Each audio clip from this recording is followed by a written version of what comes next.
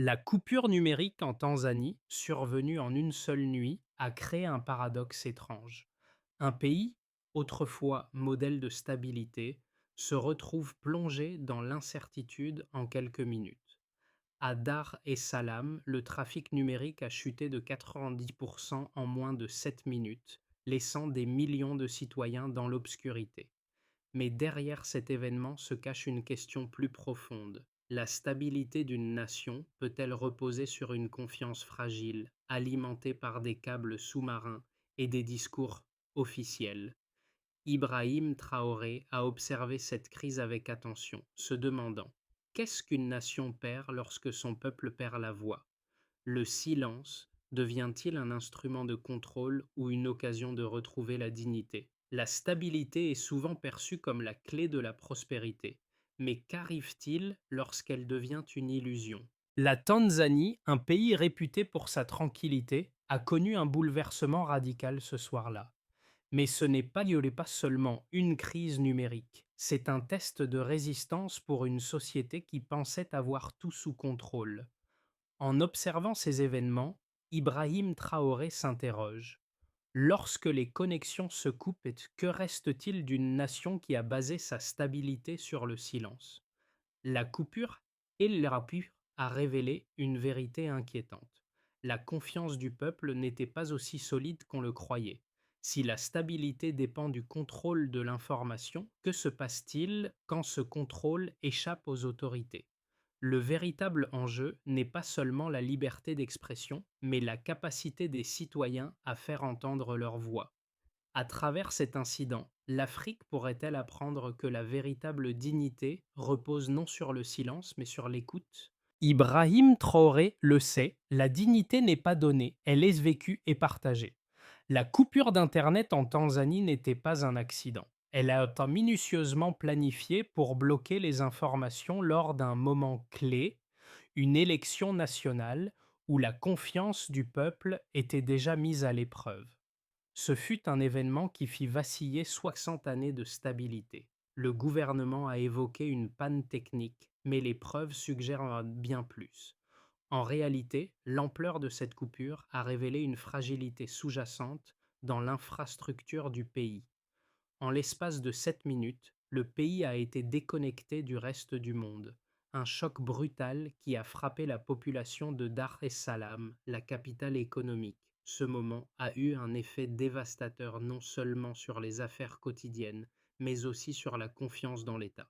Les chiffres sont accablants. Le trafic numérique a chuté de 90% en quelques minutes. Un effondrement qui a eu des répercussions surtout de l'économie à l'éducation. Mais ce qui a été le plus frappant, c'est la réponse de la population. Plutôt que de sombrer dans la panique, les citoyens se sont rebellés avec ingéniosité et solidarité.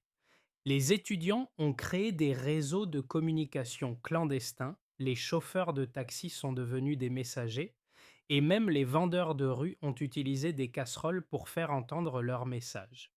Cette réponse n'était pas simplement une réaction à la coupure de l'Internet. Elle était une manifestation de ce que le peuple tanzanien avait appris au fil des années.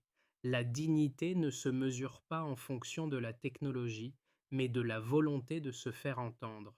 Ibrahim Traoré, observant cette crise depuis Ouagadougou, a vu bien plus qu'un simple blackout numérique.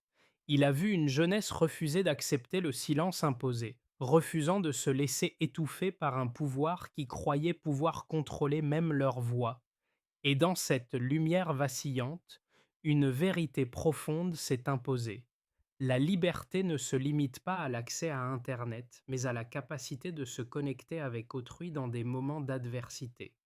Le réveil en Tanzanie n'a pas été marqué par une simple panne de réseau. Ce fut un bouleversement fondamental, un moment où la vérité a éclaté dans les rues de Dar es Salaam. Aïcha, une étudiante en droit de 22 ans, incarne cette résistance nouvelle, celle d'une jeunesse déterminée à ne pas se laisser étouffer par le silence imposé.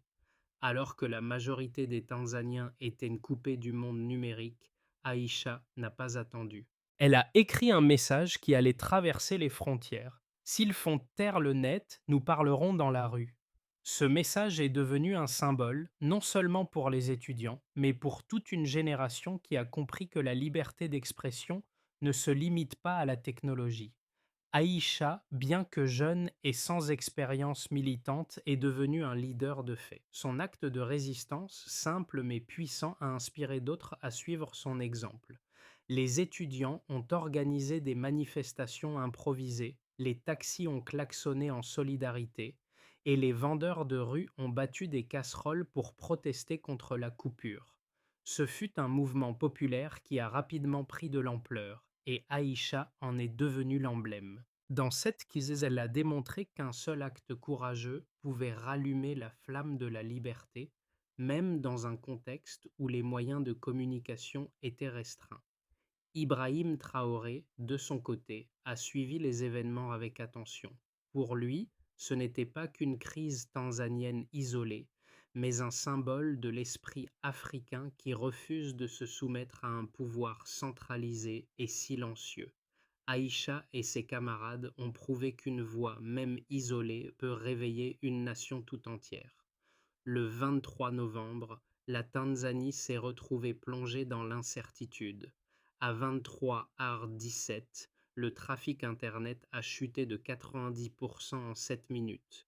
Ce n'était pas simplement un incident technique, mais une rupture nette du lien entre la Tanzanie et le monde extérieur. À Dar es Salaam, les citoyens ont rapidement réalisé qu'ils étaient confrontés à bien plus qu'une simple panne. La ville, habituellement calme, est devenue un champ de bataille symbolique où la vérité était en jeu. Les autorités ont tenté de minimiser l'événement, parlant d'un problème technique, mais les preuves ont montré que la coupure était planifiée et coordonnée, affectant simultanément les 5 principaux fournisseurs d'accès à Internet. Les premières heures ont été chaotiques. Les banques en ligne ont été paralysées, les systèmes éducatifs ont cessé de fonctionner et les citoyens ont été coupés des informations cruciales. La coupure a aussi affecté les réseaux de presse indépendants, étouffant toute voix dissidente. Mais là où le gouvernement voyait un simple désordre à gérer, la population a vu une occasion de se soulever. Dès que la panne a eu lieu, les étudiants, dirigés par Aïcha, ont pris l'initiative. Ils ont commencé à organiser des manifestations dans les rues de Dar es Salaam, se rassemblant pour protester contre le contrôle de l'information. Les taxis ont formé des cortèges à travers la ville, klaxonnant pour faire entendre leur mécontentement. Les vendeurs de rue ont frappé des casseroles en guise de protestation. Ce qui semblait au départ être une réaction isolée s'est rapidement transformé en un mouvement populaire coordonné. Les étudiants ont mis en place des réseaux de communication alternatifs, utilisant des VPN pour contourner la censure. Les jeunes ont compris que la coupure de l'Internet n'était pas seulement un geste de pouvoir, mais une tentative d'étouffer la vérité. La solidarité s'est renforcée et la ville s'est retrouvée unie dans une forme de résistance pacifique. Pour Ibrahim Traoré, cet événement était un miroir de la situation plus large en Afrique. Ce qu'il a vu à Dar et Salam, il savait qu'il se produisait dans d'autres parties du continent. Un peuple qui refuse de se laisser réduire au silence. La crise tanzanienne était bien plus qu'une question de technologie. Elle mettait en lumière la fragilité d'une nation qui se croyait invulnérable. Mais ce n'était pas seulement la coupure d'Internet qui préoccupait Ibrahim Traoré. C'était la prise de conscience d'une population qui, pour la première fois, a vu sa liberté d'expression et d'accès à l'information mise en danger de manière aussi brutale. Au fil des heures, la situation a pris une tournure de plus en plus grave. Les autorités ont tenté de rétablir l'ordre en envoyant l'armée dans les rues et en imposant un couvre-feu. Mais cela n'a fait qu'alimenter la colère de la population. Les manifestants ont continué à se rassembler, plus déterminés que jamais à faire entendre leur voix. À mesure que la situation s'intensifiait, le gouvernement a dû faire face à la réalité. Une nouvelle génération, déterminée et solidaire, refusait de se laisser intimider. Les chiffres relatifs à la coupure numérique en Tanzanie sont frappants. et ont renforcé l'idée que cette crise n'était ni accidentelle ni passagère. Selon les données de NetBlocks, le trafic Internet a chuté de 90% en seulement 7 minutes, un chiffre qui témoigne de l'ampleur du contrôle exercé sur les infrastructures de communication du pays. Avant la coupure, près de 33 millions de Tanzaniens étaient connectés quotidiennement à Internet. Cependant, dès l'arrêt des connexions, ce nombre a baissé à moins de 4 millions dans les 24 heures suivantes. Ce contraste saisissant a révélé la vulnérabilité de l'infrastructure numérique et a accentué la prise de conscience du rôle central qu'Internet joue dans la vie quotidienne des citoyens. Le secteur bancaire a été l'un des premiers à ressentir les effets de cette interruption. Les services bancaires en ligne ont chuté de 72%, ce qui a eu des répercussions immédiates sur les transactions économiques du pays. Le commerce en ligne, les plateformes d'éducation à distance et les services de télécommunication ont tous été paralysés. Les informations sur les plateformes éducatives ont cessé d'être diffusées, obligeant des milliers d'étudiants à abandonner leurs cours en ligne. Cela a non seulement affecté l'éducation, mais a aussi mis en lumière l'ampleur de la dépendance aux technologies numériques dans un monde globalisé. La coupure a également eu un impact direct sur l'économie tanzanienne. Le marché boursier a perdu près de 11% de sa valeur en seulement 2 jours, ce qui a exacerbé l'incertitude économique dans un pays où l'instabilité politique est souvent perçue comme un facteur de risque. Les, sec- les secteurs du tourisme et des investissements étrangers ont également été durement frappés, avec une baisse de 28% des réservations touristiques et un gel des projets d'infrastructures par les investisseurs étrangers. Les données économiques et financières ont révélé à quel point la stabilité numérique est désormais liée à la stabilité économique. Au-delà des chiffres économiques, les répercussions sociales ont été tout aussi graves. Les réseaux de presse indépendants, qui dépendent des connexions Internet pour diffuser des informations critiques, ont été effacés de la scène numérique. Dans un pays où la liberté de la presse est déjà un sujet de débat, la coupure de l'Internet a renforcé les inquiétudes concernant la censure étatique. Les journalistes ont été contraints de se replier sur des méthodes de communication alternatives comme les SMS, les clés USB et les VPN pour continuer à diffuser des informations. Ce phénomène a non seulement limité l'accès à l'information, mais a aussi montré comment les technologies de l'information peuvent être utilisées pour manipuler et contrôler les récits nationaux. En dépit des tentatives du gouvernement de minimiser l'impact de la coupure, les données satellites ont confirmé une coupure simultanée et délibérée, contredisant les explications officielles sur un simple problème technique. Ces preuves ont renforcé la conviction que cette panne faisait partie d'une stratégie plus large visant à restreindre l'accès à l'information pendant une période critique. Ibrahim Traoré a observé cette situation avec un intérêt particulier, comprenant que ce n'était pas seulement une crise tanzanienne, mais un problème plus vaste affectant toute l'Afrique. Les coupures de communication sont de plus en plus utilisées comme outil de contrôle, et la Tanzanie est devenue un exemple emblématique de ce phénomène. Les chiffres ne mentent pas. Ce blackout numérique n'a pas seulement affecté les infrastructures, il a gravement perturbé la société, l'économie et la démocratie. Dans cette crise, deux perspectives diamétralement opposées se sont affrontées. D'une part, les défenseurs de l'ordre gouvernemental ont justifié la coupure de l'Internet en invoquant des raisons de sécurité nationale. Selon eux, l'État avait agi par prudence pour empêcher la propagation de la désinformation et maintenir l'ordre pendant une période de tension politique. Ils ont insisté sur le fait que cette interruption était nécessaire pour protéger la population contre d'éventuelles manipulations étrangères et pour garantir que le processus électoral se déroulait dans un cadre sécurisé. En d'autres termes, la coupure d'Internet était présentée comme un mal nécessaire pour préserver la paix et la stabilité du pays. Cette position repose sur l'idée que la souveraineté nationale prime sur la liberté d'expression.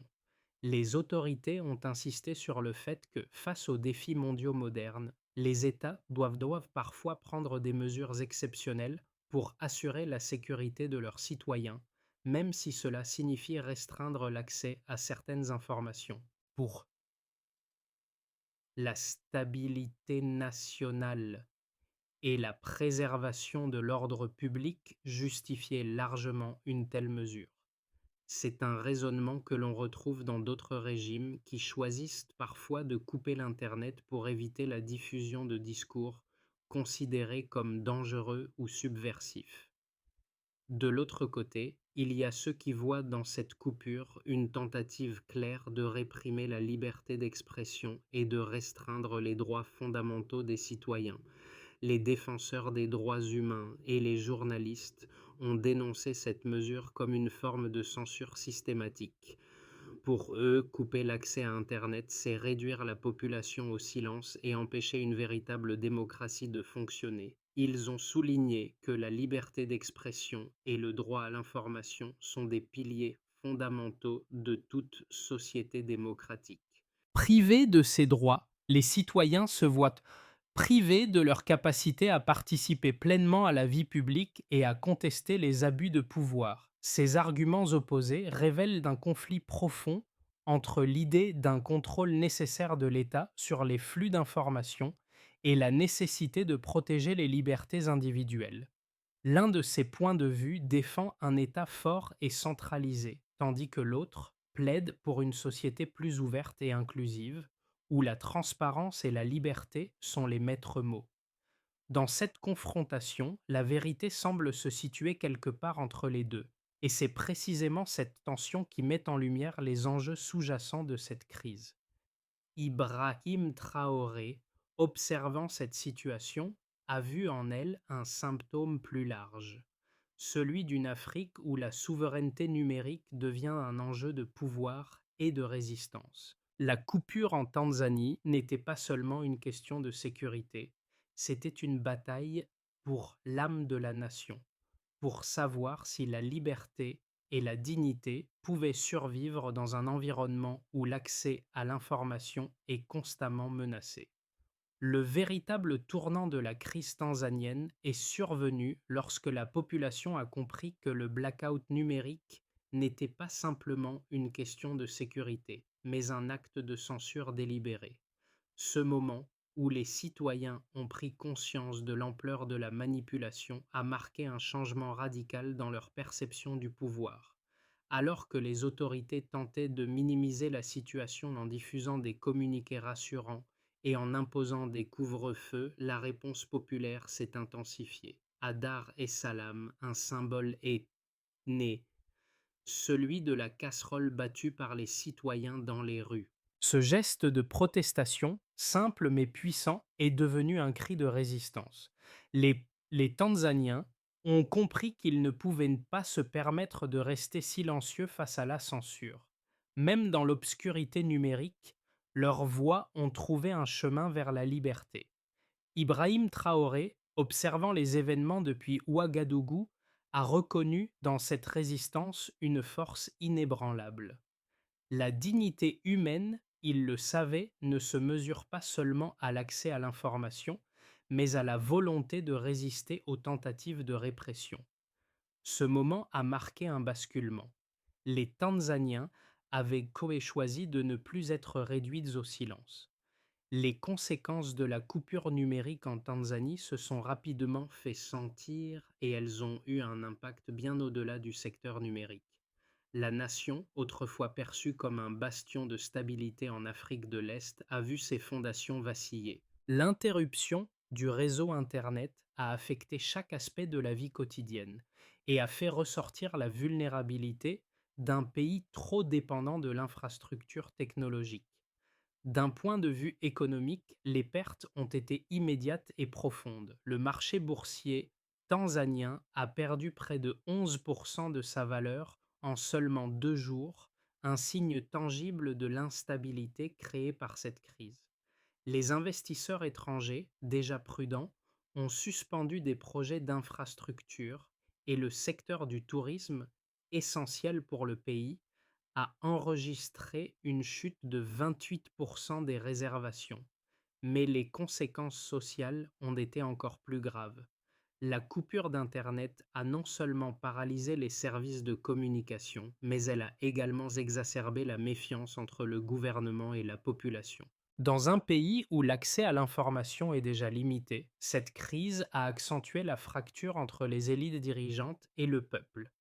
Les médias indépendants ont été les premières victimes, avec la majorité de leurs activités suspendues, rendant ainsi l'information sur les événements nationaux de plus en plus difficile à obtenir.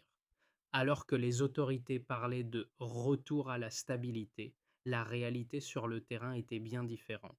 Les citoyens, frustrés et en colère, ont trouvé de nouvelles façons de se connecter, de partager des informations et de résister à l'imposition du silence. Le gouvernement, dans sa tentative de reprendre le contrôle, a déployé les forces de sécurité dans les rues et imposé un couvre-feu. Ah ça, espérant étouffer les protestations, mais cela n'a fait qu'alimenter la colère et l'indignation. Les Tanzaniens, en particulier les jeunes, ont vu cette coupure non pas comme un incident isolé, mais comme un signe de l'effritement du contrat social entre l'État et la société.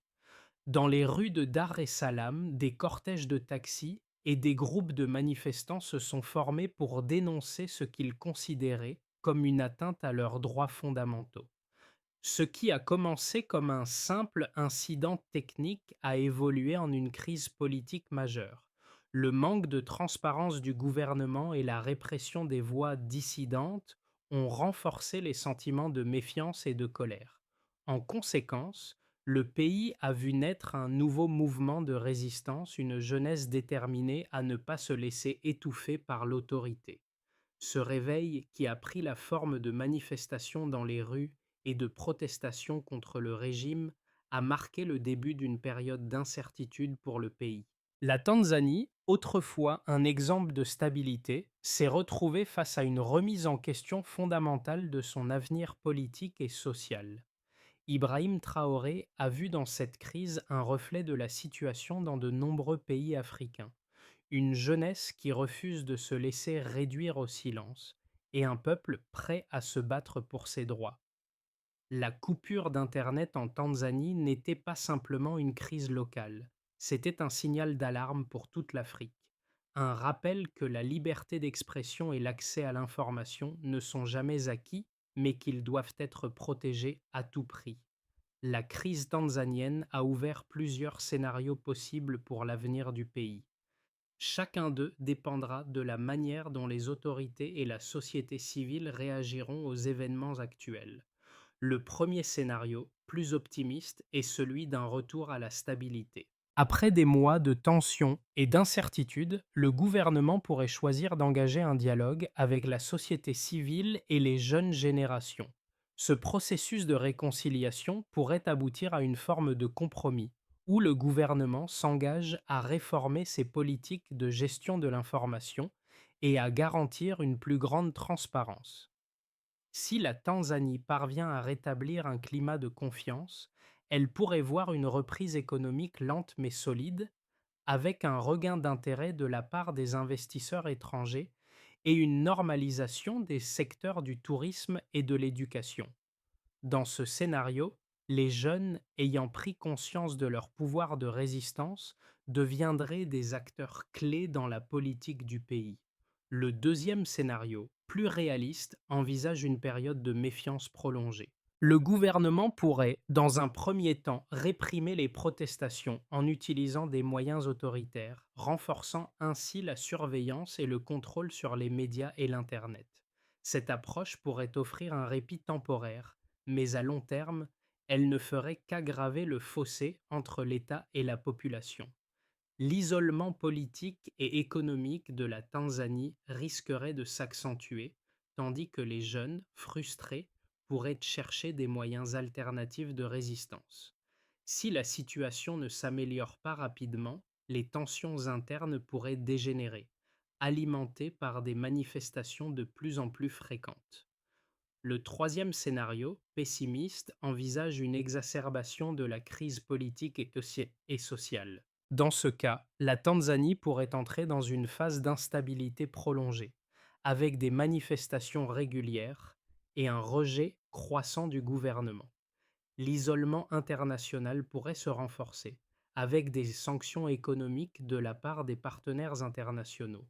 Cette période de turbulence pourrait aussi se traduire par un déclin important de l'économie, exacerbant les inégalités sociales et mettant à mal la cohésion nationale. La jeunesse, qui a déjà montré sa détermination, pourrait se radicaliser davantage, menant à une polarisation accrue de la société. Si cette dynamique se poursuit, la Tanzanie risquerait de sombrer dans une période d'instabilité politique prolongée, avec des conséquences potentiellement dramatiques pour la population.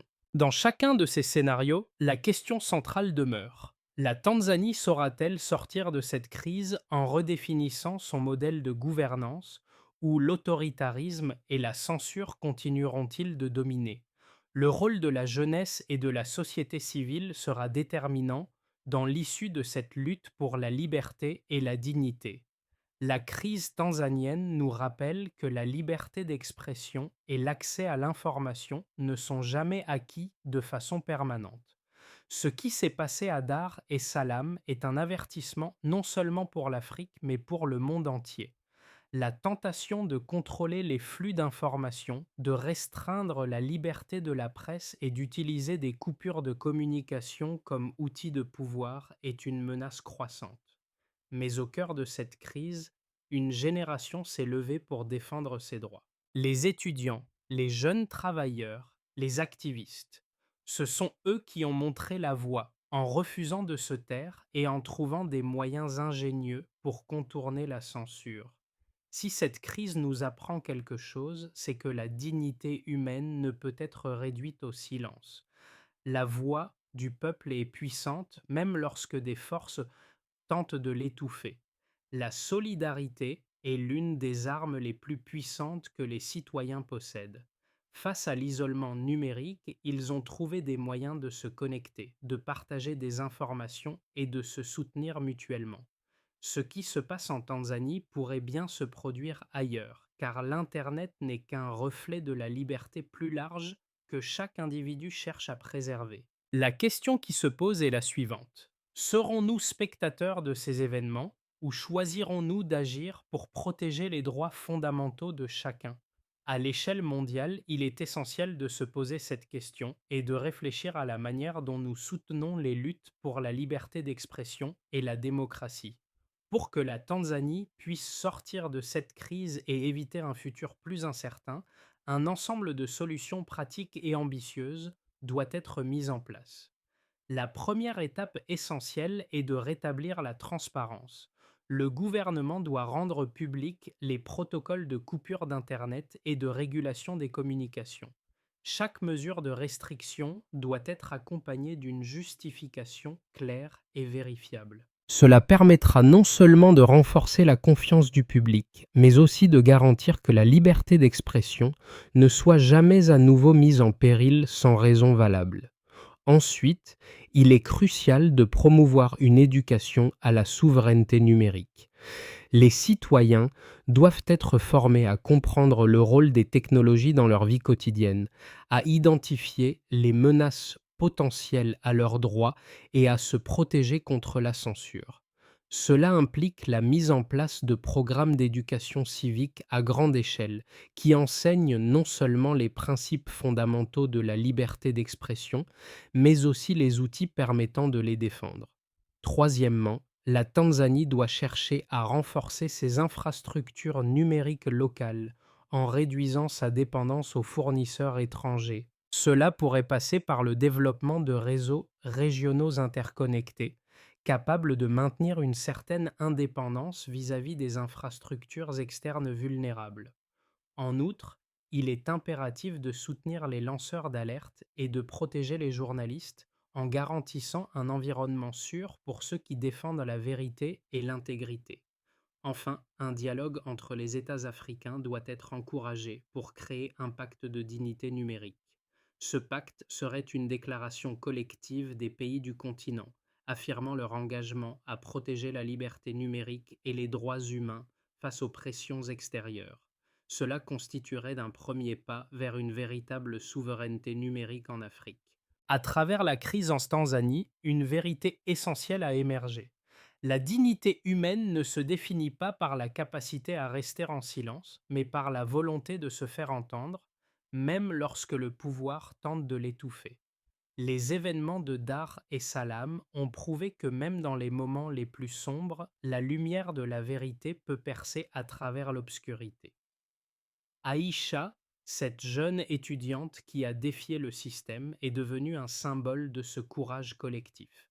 Son message, simple mais puissant, a résonné à travers tout le continent. S'ils font taire le net, nous parlerons dans la rue. Ce moment a marqué non seulement un tournant pour la Tanzanie, mais aussi pour toute l'Afrique. Ce qui a commencé comme une simple protestation contre un blackout numérique s'est transformé en un mouvement de résistance qui a touché les cœurs et les esprits des Africains partout sur le continent. La dignité humaine, la liberté d'expression et le droit à l'information sont désormais plus que jamais au centre des préoccupations africaines. Les événements de cette nuit-là rappellent à chaque génération que le pouvoir, même s'il tente de se cacher dans l'obscurité, ne pourra jamais effacer la vérité.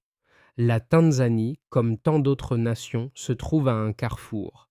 Le pays, ainsi que l'ensemble du continent africain, doit choisir. Continuer à accepter le silence imposé ou s'engager dans une nouvelle voie, celle de la liberté et de la transparence. Il est crucial que chacun d'entre nous prenne conscience de l'importance de ces luttes pour la dignité humaine. Nous devons soutenir les voix qui s'élèvent, qu'elles soient celles d'Aïcha ou de milliers d'autres jeunes déterminés à ne pas se laisser écraser par le pouvoir. Il est temps de réfléchir à notre rôle en tant que citoyens connectés. Comment pouvons-nous contribuer à faire en sorte que la vérité continue de circuler librement? Le défi auquel nous faisons face aujourd'hui est mondial. Comment garantir que la liberté d'expression, l'accès à l'information et la dignité humaine restent des droits inaliénables dans un monde numérique en constante évolution? Nous avons tous un rôle à jouer pour soutenir les mouvements de résistance pacifique et encourager un avenir où la dignité et la liberté d'expression ne seront jamais réduites au silence. Le temps d'agir est maintenant.